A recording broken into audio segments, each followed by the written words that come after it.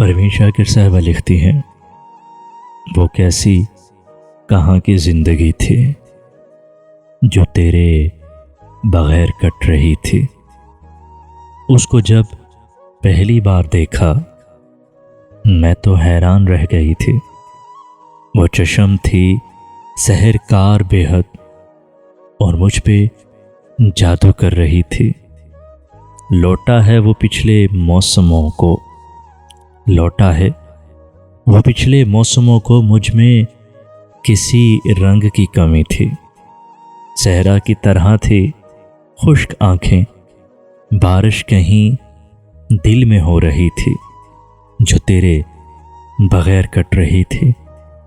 आंसू मेरे चूमता था कोई, दुख का हासिल यही घड़ी थी जो तेरे बग़ैर कट रही थी।